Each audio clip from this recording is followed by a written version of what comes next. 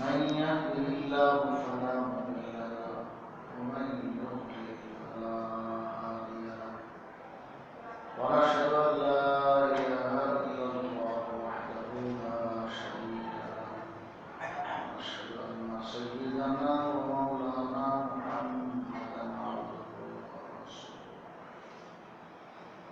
أرسله إلى الناس كافة بشيرا ونذيرا وداعيا إلى الله بإذنه وسراجا منيرا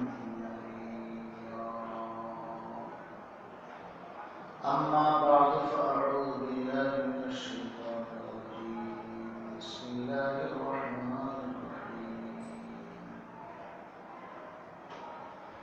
تبارك الذي بيده الملك وهو على كل شيء قدير الذي خلق الموت والحياة ليبلوكم أيكم أحسن عملا وهو العزيز الغفور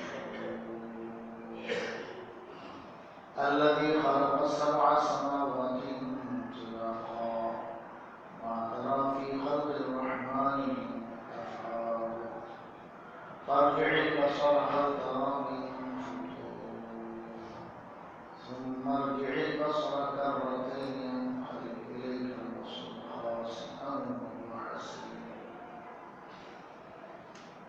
ولقد زينا السماء الدنيا بمصابيح وجعلناها رجوما للشياطين وأعتدنا لهم عذاب السعير وللذين كفروا بربهم عذاب جهنم وبئس المصير صدق الله مولانا العظيم وصدق رسوله النبي الكريم ونحن على ذلك لمن الشاهدين والشاكرين والحمد لله رب العالمين معزز حاضرين الله رب العالمين وشيش مهربان جزيلا আমাদেরকে জুমার নামাজ আদায়ের জন্য তার কাছে আসা তৌফিক দিয়েছেন এজন্য আমরা দিল থেকে শুকরিয়া জানাই আলহামদুলিল্লাহ কোরআন কারীম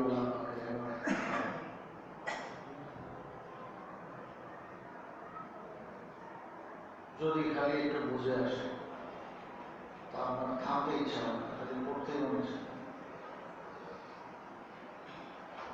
দুনিয়ার সব কথাই আমরা বুঝলাম বাংলা ভাষা আমাদের মাতৃভাষা ইংরেজি ভাষা বলেন উর্দু বলেন হিন্দি বলেন আর কত পৃথিবীর ভাষা যেগুলো আমাদের মাতৃভাষা নয় কিন্তু তারপর আমরা সেগুলো শিখে ফেলেছি ওনাগুলো বলতে পারি অবশ্যই এটা আমাদের পড়ার যোগ্যতা কিন্তু কোনোদিন এটাকে খেয়াল করি যে কোরআনে কারীম আল্লাহ পাকের কালাম আল্লাহ পাক সেখানে আমার কথা কি বলবে সেখানে তো আমার পুরো জীবনের কথাই বলে আমার জিন্দেগি ইহজগৎ কিভাবে হবে পরকাল কিভাবে হবে কি জন্য তিনি আমাকে বানাইলেন কোথায় আল্লাহ যাবো এই জন্য এখানে কি কাজ কি জন্য যা পাঠাইলেন সব কিছুই তো কোরআনে আল্লাহ বলে দিয়েছে সূরা তাবারাক আল্লাযী পড়তেছিলাম থামতে ইচ্ছে হতেছিল প্রত্যেকটা আয়াত এবং আজীব আমার উদ্দেশ্য ছিল একটা ছোট্ট একটা আয়াতের টুকরা কিন্তু যা পড়তেছি মানে মনে চায় যে সবটাই আছে বলে কেউ শুধু বলার মানে বোঝা আল্লাহর কালাম তো আল্লাহর কালাম কত কথা আল্লাহ বলে দিচ্ছে যে আমরা কোরআনে কারীম বুঝি না এই জন্য আফসোসে আছে এটা হলো বোঝার বিষয় এই ইহসাস এই অনুভূতি এটা অনেক দামি যার এই অনুভূতি ভিতরে পয়দা হবে এবং সেই অনুভূতিকে কাজে লাগাবার চেষ্টাও যদি সে করে একদিন হয়েই যাবে কোরআনে কারীম শুধু ভাষা অনুবাদ এটা দিয়ে বোঝা যাবে তার জন্য দিলটা এরকম পাক সাফ রাখবে এবং সত্যিকার ওরকম রাবণ লাগবে।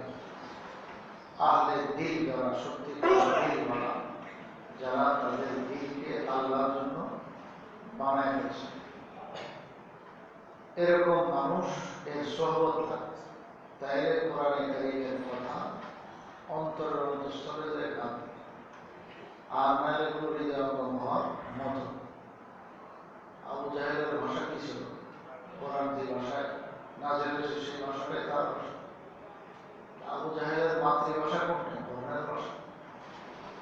এই ভাষায় সে কথা বলছে এবং এত বড় সাহিত্যিক ছিল যে তাকে মানুষ আবুল হেকাম বলত।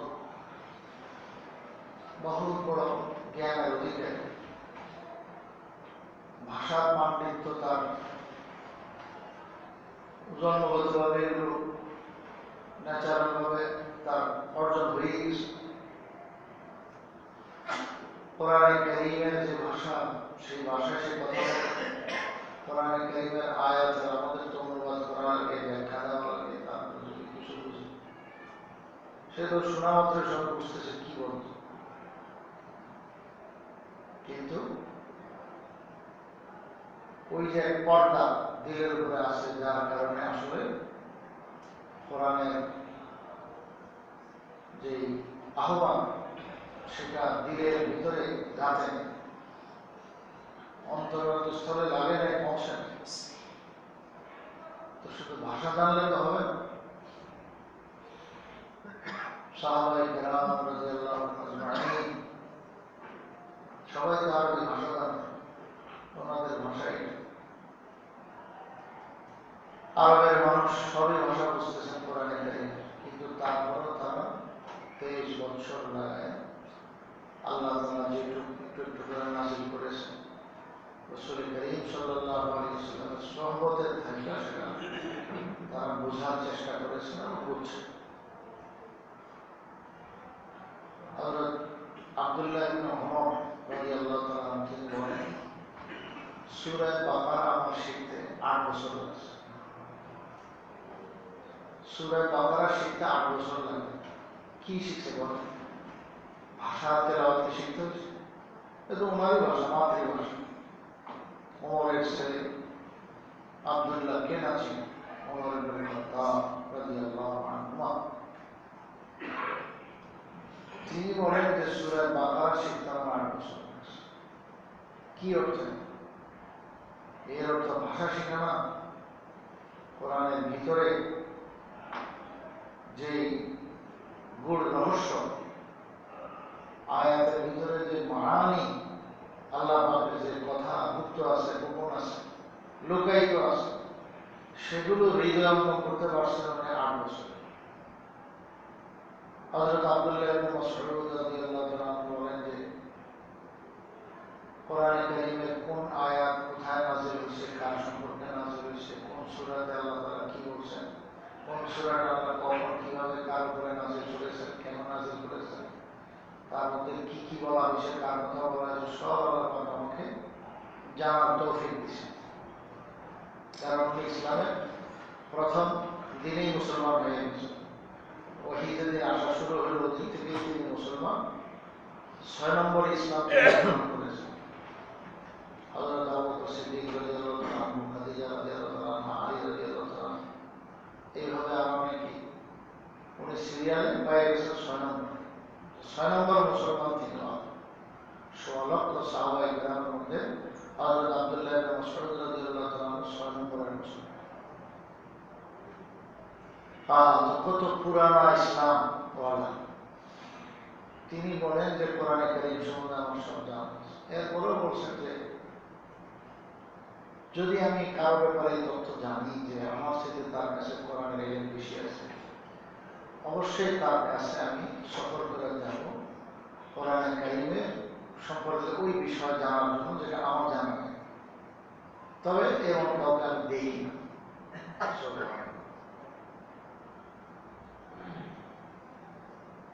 হযরত আব্দুল্লাহ ইবনে আব্বাস রাদিয়াল্লাহু তাআলা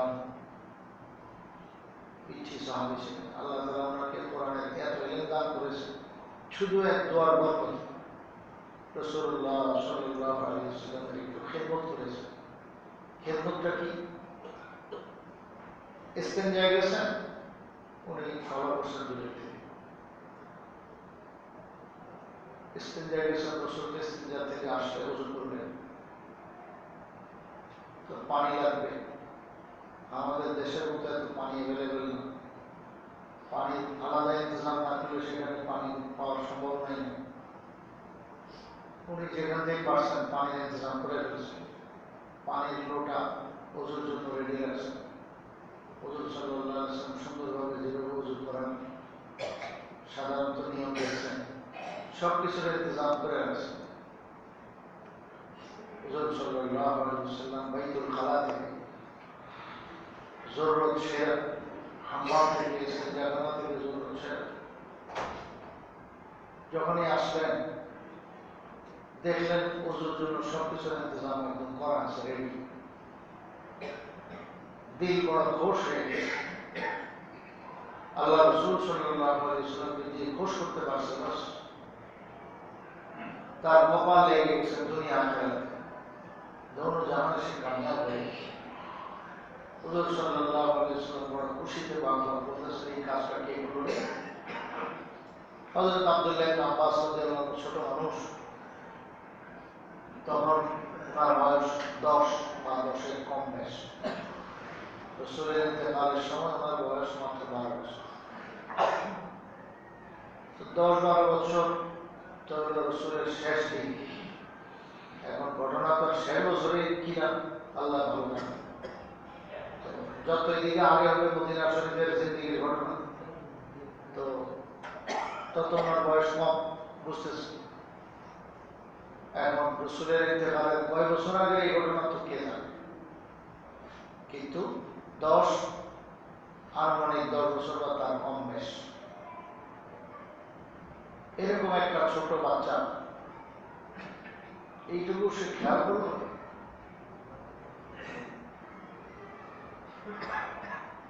মানুষকে আল্লাহ তাআলা মেধা দিয়েছেন, ফিতরত দিয়েছেন। ওই মেধা শক্তিকে কাজে লাগাইলে অনেক কিছু মানুষ করতে পারে। মেধাকে যদি বেকার খরচ করে, তো সেটা দিয়ে কাজ হবে না, দুনিয়া হবে না, আখিরাত হবে। হযরত আব্দুল্লাহ ইবনে আব্বাস রাদিয়াল্লাহু তাআলা আনহু, সে রাসূলের তো চাচা ছেলে, যার একটা চাচাতো ভাই আব্বাস রাদিয়াল্লাহু তাআলা আনহু সাহেবজাদা। বাপ যেমন সেই কুরাইশ বংশের রাসূলের খানদানের মানুষ, তাদের আকল বুঝ জ্ঞান কত গভীর। এই ছোট্ট বাবুটাই খুব খেয়াল করেছে যে রাসূলের এখন এই কাজের প্রয়োজন। কেউ বলে না, কেউ ইশারাও দেয় যে এটা কর, নিজের থেকে বাস কপাল লেগে বলে যে কে করলো রে? আব্দুল্লাহ ইবনে আব্বাস রাদিয়াল্লাহু আনহু, ছোট মানুষ, বলে যে রাসূলুল্লাহ আমি করেছি। আর এই দিকে আসে একবার হুজুর সাল্লাল্লাহু আলাইহি ওয়াসাল্লাম বুকের সাথে জড়ায় পিঠ মুছে দিয়েছেন আর ধাপড় দিয়ে বলতেছেন, আল্লাহুম্মা আল্লিমুল কিতাব ওয়া ফাক্কিহু ফিদ্দীন। আল্লাহ কোরআনে কারীমের ইলম তাকে তুমি দান করো, দ্বীনের সমঝ বুঝ পুরাটা তুমি তাকে দান করো। আল্লাহ রাসূলের দোয়া যদি কবুল না হয়, তো সেটা আল্লাহ জানায় যে না, এটা কবুল করা যাবে। যেটা কবুল হবে না, ওটা কারণ থাকলে সেটা আল্লাহ জানায় যেটা কবুল করা যাবে। এমন দোয়া কয়েকটা ছিল। আবু তালেবের ব্যাপারে হিদায়াতের জন্য কত দোয়া করছে। আবু তালেবের জান যখন যাবে, মালাকুল মউত হয়তো হাজির, কাছাকাছি সময় ঘনাইতেছে, বুঝতেছে, যেই দোয়া করছেন আল্লাহ রাসূল একবারে হাত দিয়ে মোনাজাত দিয়ে, আল্লাহ আমার চাচা আমার জন্য কি উপকার না করেছে, তোমার নবীর হেফাজত ভাঞ্জি করে সে করেছে, নবীর এত খায়ের খেদমত করেছে, আল্লাহ তুমি তাকে হেদায়েত থেকে মাহরুম করো, তাকে হেদায়েত জান দিয়ে কি আকুতি আল্লাহ পাকের কাছে পেশ করতে। আল্লাহ তাআলা জানাই দিয়েছেন না, এটা হবে না, জানাই দিচ্ছে। এরকম কিছু কিছু ক্ষেত্র আছে, অল্প এগুলো হাতের আঙুলে মূল্যে এক হাতের দিয়ে উপরে হবে না, মানে 5টাও হবে না। বিদায় হতে আরাফার ময়দানে যাই হোক, তো এখানে আল্লাহ তাআলা কোনো এই কথা ওহী পাঠানো হয় যে না আপনাদের দোয়া কবুল করা হয়নি, তার মানে কি অবশ্যই এটা কবুল হয়ে গেছে।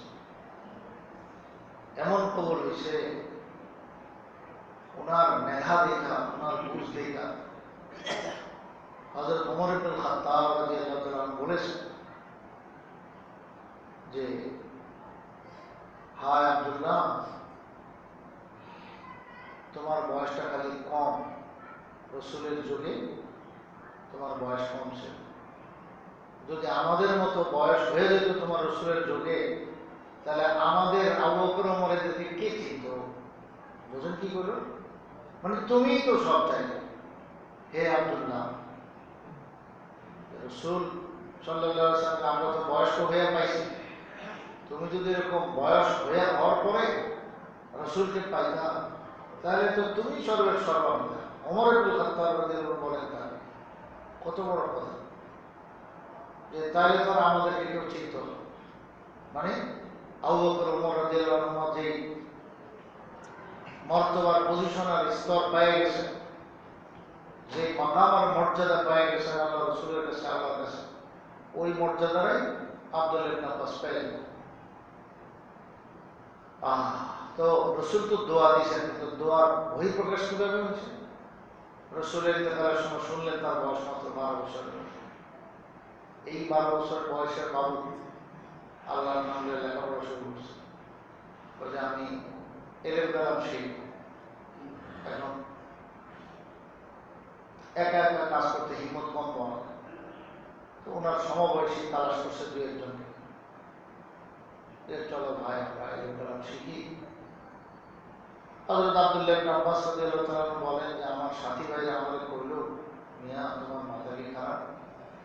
যেখানে আবু বকরের মতো লোক আছে, মানে তখন তো মাত্র রসুলের ইন্তেকাল হইল, আবু বকরের মতো লোক মওজুদ, তারপরে হযরত ওমর রাদিয়াল্লাহু আনহু মওজুদ, এরকম ভাবে বড় বড় সাহাবায়ে কেরাম, বদরে যারা শরীক ছিলেন, বদরি সাহাবীরা সবাই আছেন, এর আগেরও বহুত পুরান সাহাবা আছেন, মুহাজির যারা হিজরত করে মক্কা ছেড়ে মদিনায় গেছে, তারা সবাই জীবিত আছে।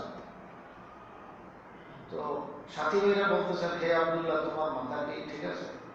এত বড় হুজুররা থাকতে আমাদের এগুলো শিখার প্রয়োজনটা কি? আর শিখলেই বা কে জিজ্ঞেস করবে আমাদের? এগুলো শিখলে তো কেউ জিজ্ঞেস করলে না, কাজে লাগবে না। আমাদের এগুলো শিখলেও তো লাভ নেই, কাজে তো লাগবে না, কারণ বড় হুজুর থাকতে তোমার আমরা কে জিজ্ঞেস? হযরত আব্দুল্লাহ ইবনে আব্বাস রাদিয়াল্লাহু আনহু বলেন, ভাই তোমার হিসাব কিতাব তোমার কাছে, তুমি যদি না শিখো না শিখো, আমি তো আসলে এলেম শিখবো আমার নিজের উদ্দেশ্যে, নিজের গরজ। কে আমাদের শিখালো না শিখালো তা দিয়ে কি আসলে? ইমাম মালিক রাহমাতুল্লাহ আলাইহি বলেন, মা তাআল্লামতুল ইলমা ইল্লা লিনাফসি, যে এলেম কালাম আমি নিজের কোনো সময় আরেকজনকে বলার জন্য শিখিনি। কি কথা বলছি! এলেম কালাম আমি আমার নিজের গরজে শিখছি, আমার দ্বীনি কাজ, আমার আল্লাহ তাআলা আমাকে দুনিয়াতে পাঠিয়েছেন, তিনি আমাকে কি কাজ দিয়ে পাঠিয়েছেন, আমি কি করব, এবং তার সম্পর্কে, তার ফেরেশতাগণ সম্পর্কে, তার নবীগণ সম্পর্কে, তার জান্নাত জাহান্নাম আখিরাত, ইহজগৎ পরকাল জগৎ কবরের জিন্দেগি, এগুলো সম্বন্ধে আমার কি আকীদা রাখতে হবে, এগুলো সম্বন্ধে আমার সঠিক কি ধারণা রাখতে হবে, এগুলো তো আমার বোঝা, এগুলো আমার কাজ। এগুলো আমার লেখাপড়া ছাড়া এগুলো আসবে কি? ওই জমানায় লেখাপড়া হলো কোনো কিতাব দিয়ে, ওই জমানায় লেখাপড়া হলো সাহাবায়ে কেরামের কাছে জিজ্ঞেস করা, শোনা, এবং শুনলে পরে ওনাদেরকে আল্লাহ তাআলা এমন স্মরণ শক্তি দিয়ে রাখছেন যে সবসময় মনে থাকছে। তো আব্দুল্লাহ ইবনে আব্বাস রাদিয়াল্লাহু তাআলা আনহু বলেন যে ভাই তুমি না শিখলে না শিখো না, আমি তো শিখব, কারণ আমার গরজ আমি শিখব। ওই যে ইমাম মালিক রাহমাতুল্লাহ আলাইহির কথা বললাম, যে এলেম শিখছি তো আমার নিজের গরজ, কোনোদিন কাউকে বলার জন্য শিখিনি। এরপর উনি বলে দিয়েছেন, ওয়া কাযালিকা কানান নাস, সিয়ার আলামিন নুবালা কিতাবে ইমাম মালিক রাহমাতুল্লাহ আলাইহির জীবনীতে লেখা আছে, হাফেজ যাহাবী রাহমাতুল্লাহ আলাইহি বলে দিয়েছেন, ইমাম মালিক বলেন যে আমার আগের যত সাহাবায়ে কেরাম তাবিঈন যারাই ছিলেন, ইমাম মালিক 95 হিজরিতে জন্মগ্রহণ করেছেন, শুধু 95। তো মানে তখনও তো সাহাবায়ে কেরাম অল্প সংখ্যক কয়েকজন ছিলেন দুনিয়াতে। তো উনি পাইছেন কাদেরকে? তাবেঈদেরকে পাইছেন। সাহাবীর কয়েকজনের যোগ পাইছে, কিন্তু সাহাবীর সঙ্গে সাক্ষাৎ হয়নি। ওই যুগেই তিনি কথাটা বলতেছেন যে ওয়াকাযালিকা কানা নাস, আগের লোক, ওনার আগে কারা? তাবেঈন কারা? তাবেঈনের আগে কারা? সাহাবায়ে কেরাম। তো কয় যে সাহাবা তাবেঈন ওনারা এমনই ছিলেন যে এলেম শিখতেন তো নিজের জন্য। আজকে এই জিনিসের বড় অভাব যে আমরা তো এলেম শিখিও না, আর শিখলেও আরেকজনকে বলার জন্য, কারে কোলাতে পেশ দেওয়া যায়, কারে মধ্যে আটকানো যায়, হ্যাঁ, এবং বাহাদুরি করার জন্য। নাউযুবিল্লাহ, যে আমি খুব জানি, আমি খুব কিছু বলতে পারি। ইমাম মালিক রাহমাতুল্লাহ আলাইহি কি কথা শিখিয়েছেন, ওয়াকাযালিকা কানা নাস, এলেম শিখবো তো নিজের জন্য, আর এই শিক্ষা আমার আগে সাহাবা তাবেঈনদের কাছ থেকে আমরা পাইছি। ওনারা এমনই ছিলেন যে শিখতেন তো নিজের জন্য শিখতেন, আরেকজনকে বলার জন্য। হ্যাঁ, প্রয়োজন হলে তিনি বলবেন, সেটা আমার একটা কথা, কিন্তু বলার জন্য কোনো সময় শিখেন। আমাদের পীর ও মুর্শিদ হযরত ওয়ালা করাচি হাকিম আখতার সাহেব রাহমাতুল্লাহ আলাইহি, করাচির হযরত নবুয়ত প্রসিদ্ধ, বাংলাদেশে অনেক আসতেন,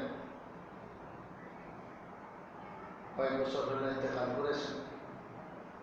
তিনার মুখে একটা কথা বারবার শুনতাম যে আল্লাহ তাআলা মানুষকে বলার জন্য জবান দিয়েছেন একটা, কান দিয়েছেন দুইটা। কি বুঝাইছেন? যে শুনো বেশি, বলো কম। বলার সাবজেক্ট কম, আর শোনাটা তুমি বাড়াও। শোনার পরিমাণ হবে বেশি, বলার পরিমাণ হবে কম।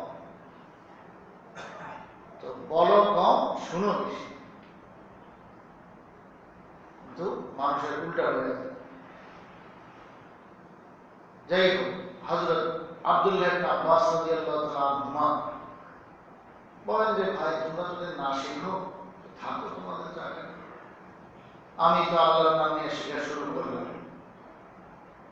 এই 12 বছরের পিচ্ছি মানুষটা বড় বড় সাহাবীদেরকে ধরে সময় মতো গিয়া জিজ্ঞেস করতেন যে আপনি তো হুজুর সাল্লাল্লাহু আলাইহি ওয়াসাল্লামের দীর্ঘ সোহবত পেয়ে গেছেন, তো আল্লাহ রাসূল কি বলতেন, এই সম্পর্কে কি বলেছেন, ওই সম্পর্কে কি বলেছেন, কত কথা উনি শিখে গেছেন। এবং বড় বড় সাহাবীদের থেকে, ওনাদের আমল থেকে, কাজ থেকে শিখতেন। ওনার মেধা অনুযায়ী যেটুকু আল্লাহ রাসূলকে দেখেছেন, যেটুকু কথা আল্লাহ রাসূল থেকে শুনেছেন, তা তো আছে, কিন্তু তার পরিমাণ কম, যেহেতু বয়স ছিল কম। কিন্তু এখন যারা রাসূল সাল্লাল্লাহু আলাইহি ওয়াসাল্লামের তরবিয়ত প্রাপ্ত, শিক্ষা এবং দীক্ষা রাসূল থেকেই ওনারা পাইছেন, গ্রহণ করেছেন, এবং তাদের আমল থেকে, তাদের কথা থেকে, তাদের চলাফেরা, উঠা বসা, সবকিছু থেকে উনি শিক্ষা শুরু করছেন। অনেক কথা জিজ্ঞাসা করেন না, শুধু দেখা শিখে ফেলতেন। মেধাও ছিল আল্লাহ ওরকম দিয়ে আছে। এই জন্য হযরত আব্দুল্লাহ ইবনে আব্বাস রাদিয়াল্লাহু তাআলা আনহু বয়সকালে যখন উনি বহুত বড় হুজুর হয়ে গেছিলেন, তখন একবার উযু করতেছিলেন, ওনার সঙ্গে একজন খাদেম জানান আছে। পরে হযরত আব্দুল্লাহ ইবনে আব্বাস রাদিয়াল্লাহু তাআলা পরীক্ষা করার জন্য বলতেছেন, এই হাতটা কয়বার ধুছিলেন না? উযু করতেছেন, হাত কয়বার ধুছিলেন কোনো ভুলে যায় না। আসলে একে পরীক্ষা করতেছে, বলতেছে আমি হাত কয়বার ধুছিলাম না, মানে একবার ধোয়া তো ফরজ, দুইবার হলে জায়েজ, ঠিক আছে, তিনবার হলো সুন্নাত, আর তিনবারের বেশি যে এটা অপচয়, এটা জায়েজ নাই। যদিও পানি খুব আছে, পানি অপচয় করলে সেটার জন্য আল্লাহ পাকের কাছে জবাবদিহি আছে। পানি পানির জায়গায় থাকবে, তোমার জরুরত না লাগলে ব্যবহার করো না। ওটা যার জন্য সে ব্যবহার করবে, কিন্তু তুমি এটা ব্যবহার করে ভাড়া দিবে, এই সুযোগ আল্লাহ তোমার দেয় না, তোমার দরকার মতো খরচ করো। তো এই হাত কয়বার না দিয়েছিলাম, এখন সেই সাবেক বলতে হুজুর আমি তো খেয়াল করিনি, এইবার দিছে না এমন ধমক, কম বক্ত নালায় বাইরে এখান থেকে, কয়বার হাত দিয়েছি সেটা তুমি দেখো না, তার মানে কি তুমি কি জন্য আমার পিছু পিছিয়ে ঘুরো? মিয়া এই অজু, এই অজু কষ্ট করে আমরা রসুল থেকে যা দেখছি আমার অল্প বয়সে বড় বড় সাহাবাই গ্রাম থেকে দেখে আমি শিখছি যে অজু কিভাবে করতে হয়। আর আল্লাহর বান্দা তুমি বেখেয়াল বানাচ্ছ, আমি হাত বাঁকা দিয়েছি এমনি ভুলে গেছি, আমি তোমার পরীক্ষা না করবো, যাও ভাবো এখানে, তুমি আর আমার কাছে কোনোদিন আসবে না। কি বলেছে যে দিন শরীয়ত যা কিছু আছে সব তো তোমার বুঝতে হবে, আমার থেকে দেখতে হবে, শিখতে হবে, আমি উজু করতেছি কিভাবে। তুমি এটা যদি ফলো না করো তাহলে নামাজ কিভাবে পড়তেছি, প্রত্যেকটা রুকু সেজদা নফল হরকত উঠা বসা তুমি তো খেয়াল করো, ওটাই তো আমরা রসুল থেকে শিখছি, বড় বড় সাহাবাদের থেকে শিখছি। এইভাবে তুমি শিখে কি হবে, তোমার নিজের শিখা হবে, এরপরে তোমার থেকে দেখে পরে ওরাও শিখবে। আল্লাহু আকবার। কারণ প্রত্যেকটা ব্যক্তি পরবর্তীতে যদি মুসলমানগণ দুনিয়াতে আসবেন তাদের মাঝে আর পূর্ববর্তী মুসলমানদের মাঝে সেতু বন্ধু, অর্থাৎ তোমার পরে ভবিষ্যতে যারা আসতেছে তারা দিন শিখবে কোত্থেকে, তোমার বাদ দিয়ে তোমার আগে ওরাদের শিখবে, শিখতে পারবে না। ওই আগে ওরাদের জিনিসটাই তোমার মাধ্যমে শিখবে। এটা তো আল্লাহ পাকের কুদরত যে রাসূলুল্লাহ সাল্লাল্লাহু আলাইহি ওয়াসাল্লামকে দিয়ে আল্লাহ তাআলা সব সাহাবীদের শিখিয়ে দিয়েছেন, দিন শরীয়তের কোনো কিছু বাকি রাখেন নাই, গোপন রাখেন নাই। বিশেষ করে যারা যে যত বেশি কাছে ছিলেন, যে যত বেশি সহবত প্রাপ্ত হয়েছেন, তো সে কত বেশি দিনের ধারক বাহক হয়েছে। এখন তাকে দেখা কারা শিখবে, তাবেঈনরা তো রসুলকে দেখেন, তো তারা এই রসুলের দিন কোত্থেকে শিখবে, রসুল থেকে যারা দেখে শিখছেন এদের থেকেই শিখবেন। তাইলে তাবেঈনদের জন্য দিন যেটা রসুলের আনিত দিন, এটা শিক্ষার ব্যাপারে মাঝখানে সেতু বন্ধন কারণ সাহাবায়ে কেরাম। আবার তাবেঈনরা পরবর্তী তাবেঈন যারা হবে দুনিয়াতে, ওদের জন্য মাঝখানে সেতু বন্ধন, তাবেঈনদের মাঝেই, তাবেঈনদের মাধ্যমেই সাহাবায়ে কেরাম যে দিন শিখেছেন সেটা পরবর্তীদের কাছে পৌঁছে। এইভাবে তো আমি আপনিও চিন্তা করেন, আপনি আমি যে মুসলমান, আমার আপনারও এই আমল নকল হরকত এগুলো তো পরের মাঝে আর পূর্ববর্তী লোকদের মাঝে এই মাঝখানে সেতু বন্ধনটা আমি, প্রত্যেক যুগের আমি যে ব্যক্তিটা সেটাই। তো কাজে আমার আমল, আমার নামাজ, আমার অন্যান্য সবকিছু এগুলো যদি সঠিক না হয় তাহলে আমার থেকে দেখে পরের কি শিখবে। এখন এই জিম্মাদারির এহসাস, সাধারণভাবে এই অনুভূতি আমাদের নাই, এটা বড় আফসোসের কারণ। হযরত আব্দুল্লাহ ইবনে আব্বাস রাদিয়াল্লাহু আনহু জন্য বলছেন, ভাই তুমি শিখলে শিখো, না শিখলে না, আমি তো শিখবো আমার নিজের গরজে, আমার নিজের লাভের জন্য, আমার নিজের স্বার্থে। হ্যাঁ, আমার থেকে কে শিখলো না শিখলো সেটা তো আমার দেখার বিষয়। তখন এই যে শেখা শুরু করলেন, একটানা 20 বছর, 30 বছর, 40 বছর পর্যন্ত শিখতেছিলেন। এখন রাসূল সাল্লাল্লাহু আলাইহি ওয়াসাল্লামের ইন্তেকালের পর 30 বছর পার হওয়া মানে খোলাফায়ে রাশিদিন, বড় বড় 4 খলিফা সবাই চলে গেছে। এখন ওনার বয়স 50-এর কোটায় এসে গেছে, আরো শিখতেছে, খোলাফায়ে রাশিদিনের যুগ শেষ। এবার আস্তে আস্তে এখন বড় 4 খলিফা তো গেলেনই, এবার পুরানা সাহাবা যারা বদরের যুদ্ধে শরীক ছিলেন, উহুদের যুদ্ধে শরীক ছিলেন, এদের সংখ্যা দিন দিন কমতেছিল। আর পুরা সাহাবী খুঁজে পাওয়া যায়,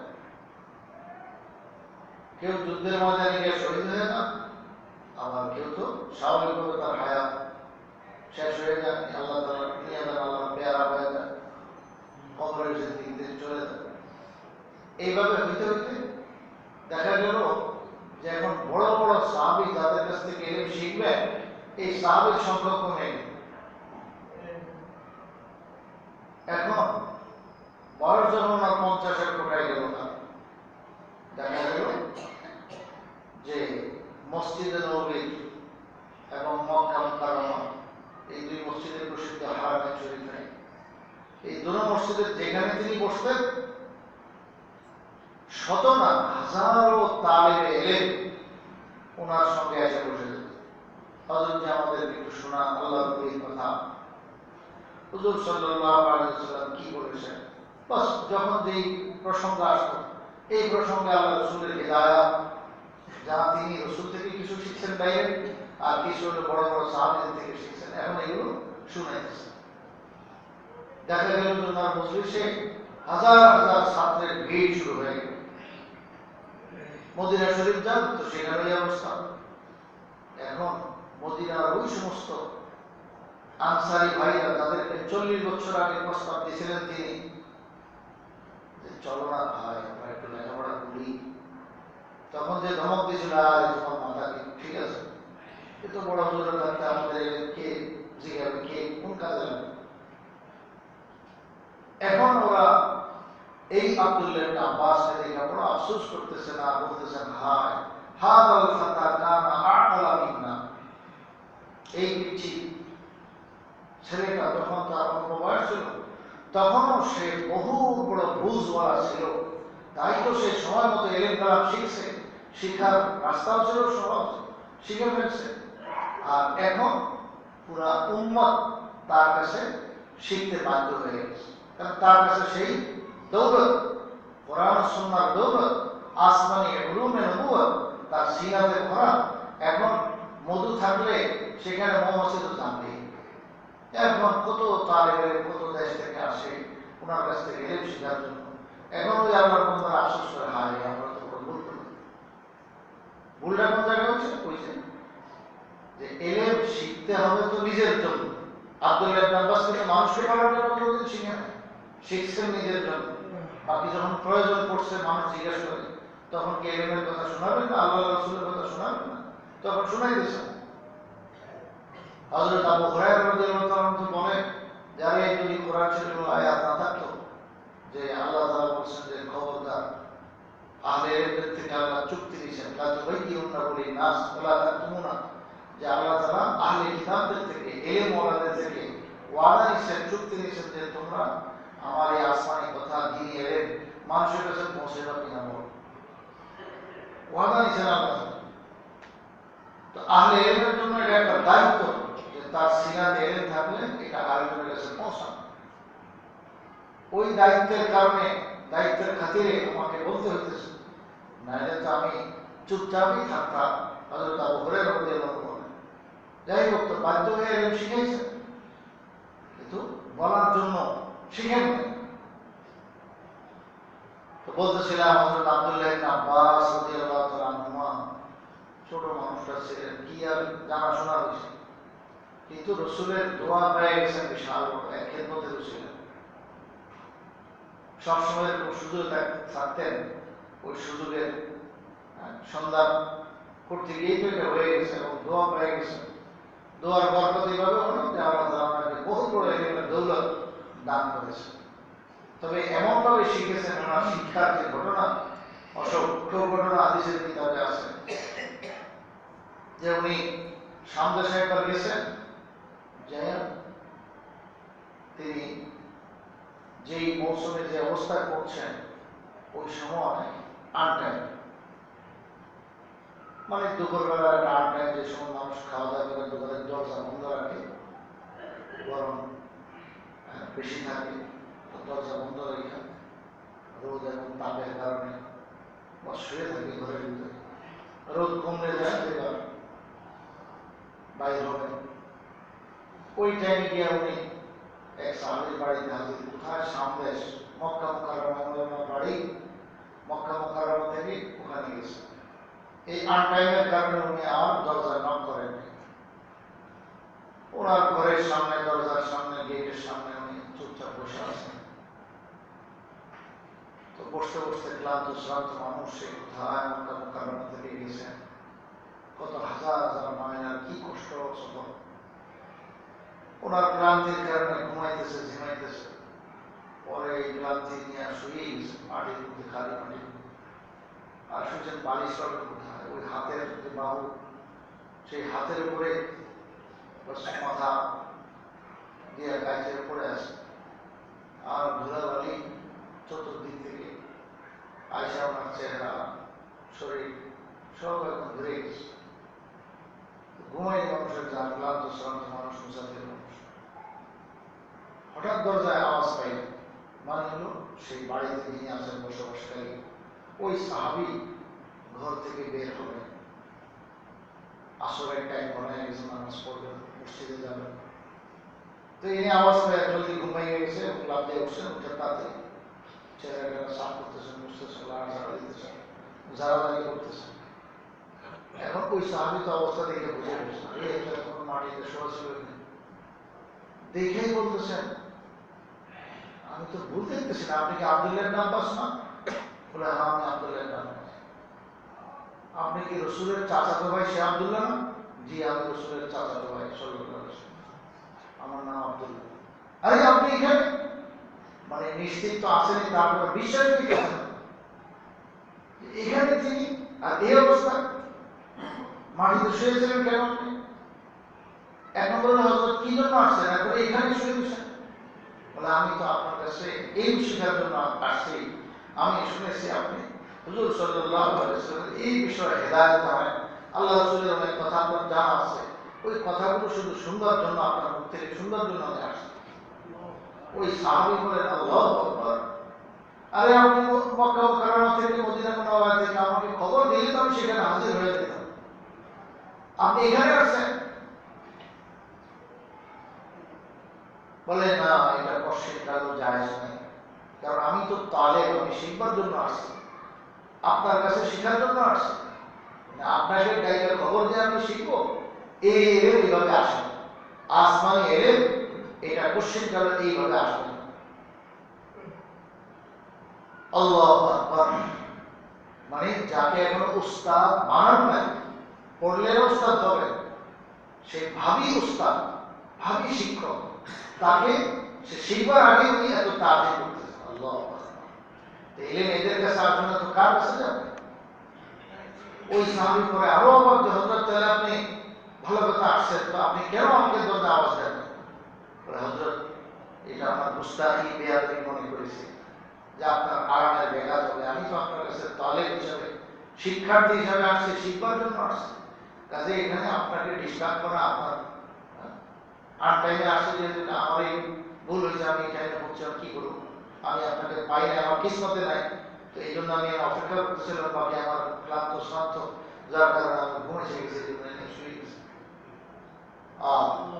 ওই সাহাবীর দিন কি পরিমাণ মুতাওয়াজ্জিহ হয়ে গেছে সাহাবীদের প্রতি, আর এমন সাহাবীদের তো হয় নাই, মানে কত দিন থেকে দোয়া আসছে যে হ্যাঁ তুমি আল্লাহ রসুলের কথা, রসুল থেকেই তো আমরা শিখছি, এখন রসুলের কথা তুমি নেওয়ার জন্য, শেখার জন্য, তুমি রসুলের চাচাতো ভাই, আমার কাছে এভাবে এসে বসে দিচ্ছ। আল্লাহ, এরকম মেহনত করে শিখছেন, এবং শিখতে শিখতে কত বড় দৌলত পেয়ে গেছে। কোরআন শরীফের একটি আয়াতের অংশ আমি পড়েছিলাম, অনেক লম্বা ঘটনা, তো তো একটা শুধু আমি যেটা বলতে চাইছিলাম, তো বলতে চাইছিলাম যে কোরআনে কারীম কি বলতে চায় আমাদেরকে, যদি এই জিনিসগুলো আমরা একটু বুঝতাম, এই অনুভূতিটা আসতো যে কোরআনে কারীম আমাদেরকে কি বলে, সত্যি যদি বুঝতাম। তাফসীরের নামে বৃহস্পতিবারে মজলিস হয়, কিন্তু কয়জন মানুষ থাকে? চেষ্টা করা যায়, মজলিসগুলো তো বেকার, ইনশাআল্লাহ বেকার যাবে না, যদি ইহতিমাম করে কেউ গুরুত্ব সহকারে থাকে, ইনশাআল্লাহ লাভ আছে। যাই হোক, হযরত আব্দুল্লাহ ইবনে আব্বাস রাদিয়াল্লাহু তাআলা আনহুর এই কথাগুলো আমরা স্মরণ রাখি, যে উনি সেই কোরআন বোঝার জন্য, ওই যে রাসূল দোয়া দিয়েছেন যে আল্লাহ তুমি তাকে কোরআনের ইলম দান করো, আল্লিমহুল কিতাব, সেই কোরআনের ইলম নেওয়ার জন্যই তিনি দেশে দেশে তাকে সফর করছেন, আর এত কষ্ট করে শিখছেন। আল্লাহু আকবার। আল্লাহ তাআলা সূরা তাবারাকাল্লাযীর মধ্যে, সূরা মুলক যাকে বলে, তার মধ্যে 2 নম্বর আয়াতে ছোট্ট কথা বলেছেন। আমি বেশি বলতে পারবো না এখন, যে কথাটা বলতে চাইছিলাম যে আল্লাহ তাআলা এখানে বলছেন আল্লাযী খালাকাল মাউতা ওয়াল হায়াতা লিয়াবলুয়াকুম আইয়ুকুম আহসানু আমালা। আল্লাহ তার নিজের পরিচয় দিতেছেন যে আমি রব্বুল আলামিনকে তোমরা চিনো না, আমি হলাম ওই খোদা। রব্বুল আলামিন তো এমন রব, এমন খোদা যিনি কি করেছেন, মৌত এবং হায়াত, জীবন আর মৃত্যু, এই দুইটা জিনিস সৃষ্টি করেছেন। কি জন্য?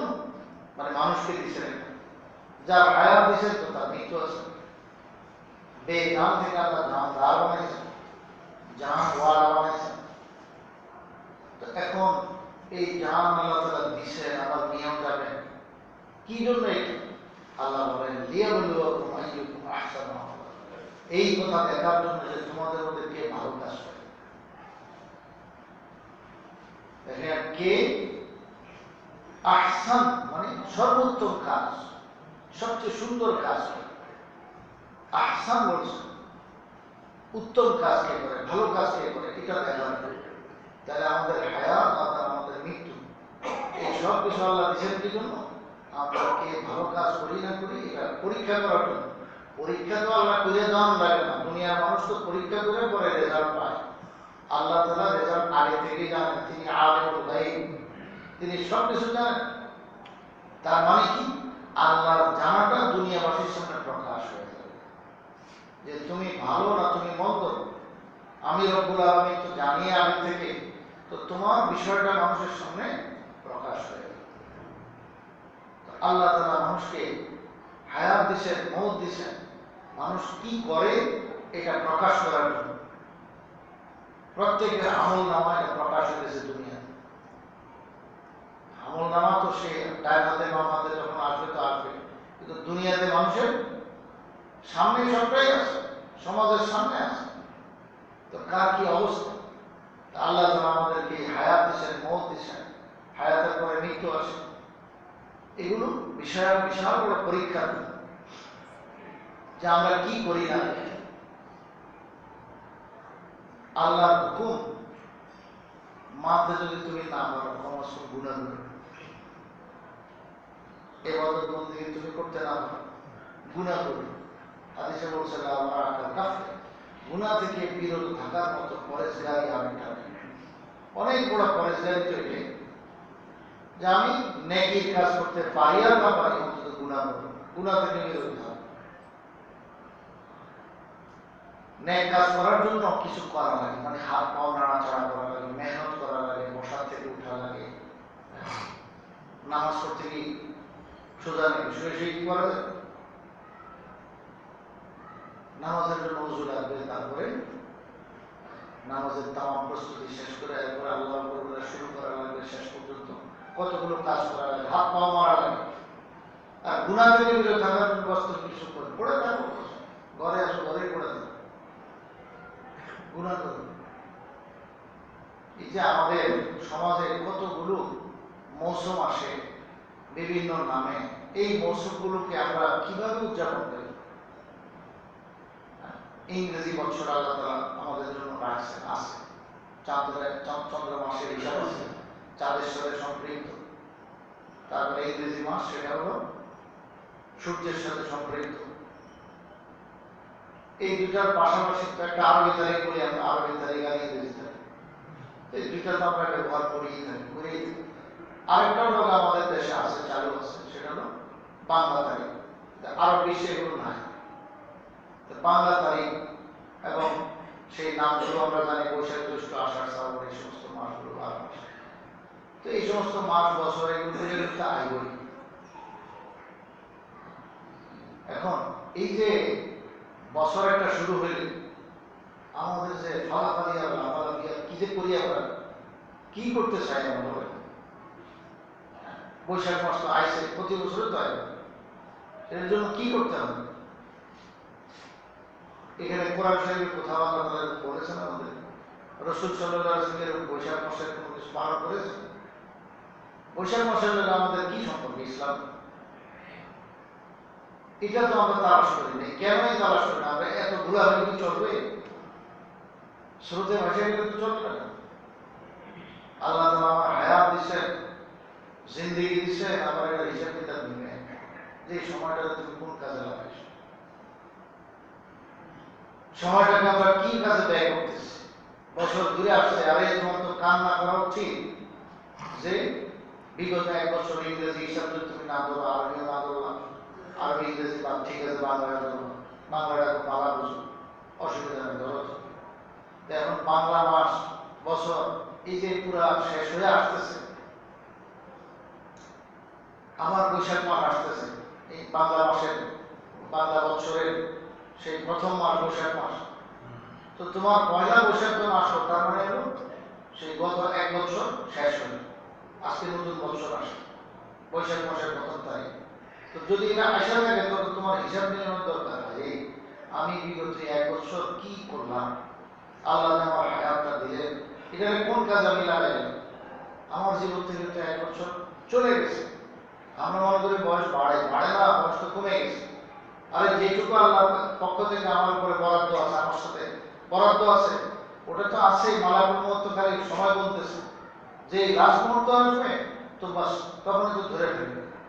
এই জন্য এক কবি বলছিলেন না যে নজর সুয়ে দুনিয়া, নজর সোয়ে মার কি কদম সোয়ে মারফত, নজর সোয়ে দুনিয়া, কিধর যা রাহা হ্যায় কিধর দেখ রাহা। কদম হলো কবরের দিকে, যে তুমি যে পা বাড়াইতেছো, মনে রাখবা প্রতিটা কদম তোমার জীবন থেকে বিয়োগ দিতেছে। তুমি জীবনে কয়টা কদম মারবা এটা আল্লাহর কাছে হিসাব আছে না, একবার এগুলো হিসাব। যেই সময় কদম বন্ধ হয়ে যাবে আর চলবে না, শেষ। তাইলে তুমি যতগুলো কদম মারতেছো, তুমি দেখতেছো ভাবছি বাজারে যাইতেছো, আসলে বাজারে যাও না। তোমার যে বাজেট আছে, সর্বশেষ কদম হলো কবরে। তো ওই কবরের দিকে তোমার অগ্রসর হইতেছো। একটা মানুষ বাসা থেকে যখন মসজিদে রওনা দেয়, তো যতগুলো কদম মারতেছে, তার মসজিদ কি ঘনাইতেছে না দূরে যাইতেছে? মসজিদ ঘনাইতেছে। একটা মানুষ বাজারে যাইতেছে, তার গন্তব্যে যেখানে যাইতেছে, যতটুকু সে আগাইতেছে কদম তার কি মাইনাস হইতেছে এবং তার গন্তব্য আসতেছে। তো আমার আপনার সেই গন্তব্য হলো কবর, কবরে শুতে হলে আমাকে আপনাকে। তো কদম হ্যাঁ হলো সুয়ে মারফত, কদম যাইতেছিল কবরের দিকে, কিন্তু নজর সুয়ে দুনিয়া, নজর হলো দৃষ্টি হলো তোমার দুনিয়ার দিকে, পিছনের দিকে। দুনিয়া তো পিছনের দিকে, এটা ফেলে মানুষ সবাই চলে যাবে কবরে, তো পিছনের দিকে। এরপরে শাহ বলে রাহা কিধর যা রাহা হ্যায় কিধর দেখ রাহা হ্যায়, যাইতেছে কোন দিকে আর দেখতেছে কোন দিকে। মিয়া তোমার তো অ্যাক্সিডেন্ট অনিবার্য। যে পিছনের দিকে তাকে হাঁটতেছে, যাইতেছে সামনের দিকে, কিন্তু তার নজর কোন দিকে? পিছনের দিকে। সে তো যে কোনো মুহূর্তে এখন অ্যাক্সিডেন্ট ঘটবে, তার হাত ভাঙবে, পা ভাঙবে, হুমড়ি খেয়ে পড়বে, তার জীবন বরবাদ হয়ে যাবে। ঠিক এই অবস্থাটাই আমাদের। তো তোমার বছর যদি শেষ হয়ে থাকে, তাহলে তোমার হিসাব নেওয়া দরকার যে হ্যাঁ বিগত 1 বছর আমি কি করলাম। যদিও মুসলমান তো বাংলা হিসাব দিয়ে করবে না, ইংরেজিও না, যদি এগুলো জায়েজ আছে, কিন্তু করবে তো না হিজরতের, হিজরি মাস, হিজরি বছর, যেটা ইসলামের সেই ত্যাগ নিয়ে আমাদের স্মরণ করা। সাহাবায়ে কেরাম যে সন তারিখ ব্যবহার করতেন, এই জন্য এটা আমরা আরবি তারিখ বলি, ইসলামের তারিখ বলি। তো হিজরি সন তারিখ সেটা তুমি ব্যবহার করো এবং মনে রাখো যে মুহররম দিয়ে শুরু হলো, হায় আমার বিগত 1 বছর জীবন থেকে চলে গেল, এখন আমার হিসাব কিতাব নেওয়ার দরকার, কতটুকু আমি আগে বানালাম, পিছনে গেলাম। বাংলার সঙ্গে কি বলে ইংরেজি যদি হিসাব করো, তো জানুয়ারি দেওয়া শুরু হলো, তো বিগত 1 বছর তুমি কি করলে না করলে এটা চিন্তা করো, ভবিষ্যৎ বানাবার চিন্তা করো। কিন্তু এই যে এক ঢল আমাদের মধ্যে আসছে যে পয়লা বৈশাখ কি করতে হবে, কৃষকটা করতে হবে, আর কি করবে এটা খুঁজে পায় না। তো কেউ ওইদিকে নাচে, ওইদিকে নাচে, তো এখন ইলিশ মাছ তালাশ করে, আর ভাত পান্তা ভাত তালাশ করে। তো এগুলো নিয়ে কোনো গাছের গোড়া তালাশ করে বয়ে দেয়, কোনো অর্থ না। কি যে এগুলো আমাদের রীতিনীতি, একটু তো চিন্তা করা যায় যে এটা কি জিনিস। সাহাবায়ে কেরাম এটা শিখেছে আমাদের। ওনারা তো হিজরতের যে মাসগুলো, সে আরবিটাই হিসাব করতেন, ইংরেজিতে তো করতেন না। তো সেই মহরমের 1 তারিখ ওনারা এরকম কিছু করছেন? কোনোদিন তো করেন। হুজুর সাল্লাল্লাহু আলাইহি ওয়াসাল্লাম বলেছেন, মুসলমানের ঈদ হলো, খুশির দিন হলো 2টা। একটা হলো ঈদুল ফিতর, আর হলো ঈদুল আযহা। এই 2 দিন হলো মুসলমানের খুশির দিন।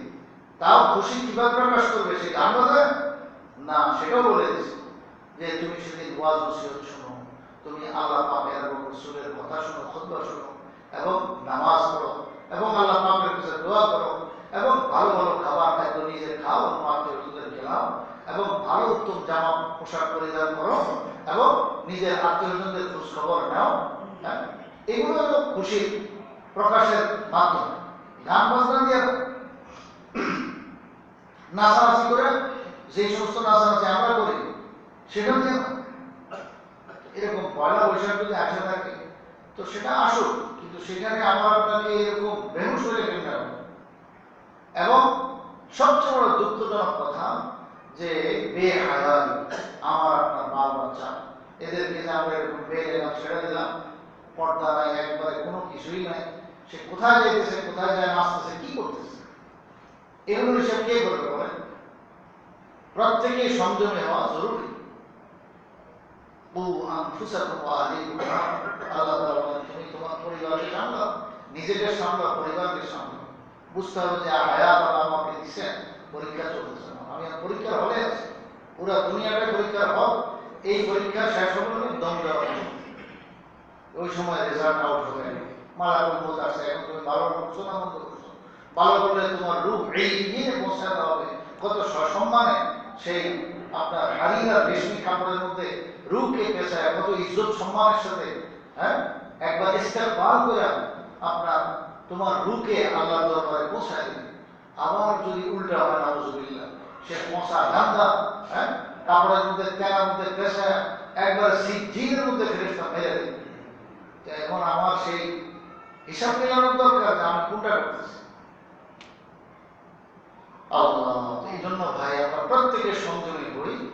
এগুলো রাষ্ট্রীয়ভাবেও আল্লাহ বন্দারা যারা জিম্মাদার দেশে, তারা পেরেশান যে এই দিনে আয় হারে কোনানে কোন ঘটনা ঘটায় কি, কত ধরনের যে কারবার, যারা সমাজের জিম্মাদার শৃঙ্খলা করেন তারা পেরেশান। তো কেন ভাই আমরা কেন এরকম উশৃঙ্খল হলাম যে এখন জিম্মাদাররা পর্যন্ত আমাদের পেরেশান যে এই কোনখানে কোন ঘটনা ঘটে, কি করে না করে। আমরা ইলিশ মাছ আর পান্তা ভাতের লোক এরকম এটার কোনো সম্পর্ক নেই। মুসলমান আপনি ইলিশ মাছ আজকে খান, অসুবিধা কালকে খান, আর পান্তা ভাত আপনি সেদিন খাইতেন, আগে পরে কতদিনই তো খাইতেছেন, কিন্তু ওই দিনের খেতে এবং ইলিশ মাছ দিয়ে এটা করে এই সমস্ত এগুলো মুসলমানের কাম হয়। এগুলো এই জন্য আমরা একটু বুঝে শুনা এগুলো থেকে নিজেরা পরহেজ করি, নিজেরা বাঁচি, নিজের বাচ্চাদেরকে বুঝাই, নিজের ঘর সংসার সামাল দিবস, আমি আমার সংসার, আমি আমার পরিবার বাঁচাইতে হবে। তো প্রত্যেকে তার নিজের বুঝ, নিজের হিসাব কিতাব নিজের কাছে রাখে যে আমি কি করব। আল্লাহ তাআলা আমাদের সকলকে নিজের ইসলাম করার তৌফিক দান করেন, আমাদের